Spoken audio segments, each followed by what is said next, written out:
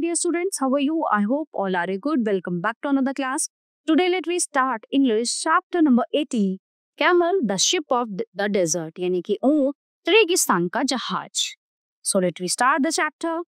Pushkar is a small place situated 11 km away from Ajmer in the state of Rajasthan. It is a holy place mostly visited for the sacred Pushkar Lake, and it is also visited for the exciting camel safaris in the deserts and decks. One day, Rajan, a small boy of 8 years, was excited to have camel safari in the evening. His father took him to Pushkar Fair, where he felt very happy to see the ship of the desert. They reached safari camp around 8:30 p.m. Both took the tickets, and with the help of camel rider, they got onto the ship of the desert. So, on the way to ride, Rajan was so curious to know about this creature. Papa, why every time you call this animal as the ship of desert? Asked Rajan. The father replied, camel is one creature that can move very easily on the sand. Okay, so the natural cushions on its feet enable it to walk in the desert. Each foot has broad, flat, leathery pads with 2 toes. When the camel places its foot on the ground, the pads spread so that the foot does not sink in the sand. Even though camel has thin limbs, it has strong muscles that enable it to carry as much as of weight. No wonder it is also called a beast of burden. Camels are also employed in cavalry. When a camel walks, it moves both feet on one side of its body and the other two on the other side. It appears as if the camel is swaying like a bow.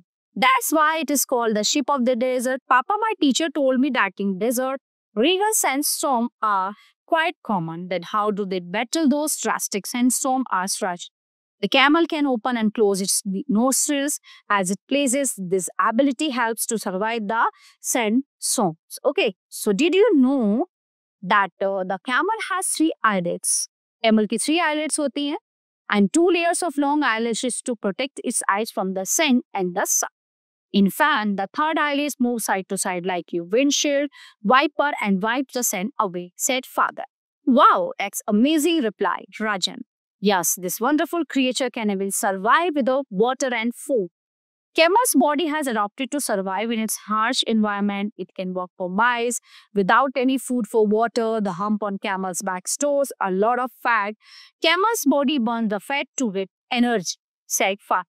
Besides their humps, camels have a lot of interesting features, like camels are great at handling changes in body temperature, and they need to reach temperatures over 106 degrees Fahrenheit before they begin to sweat.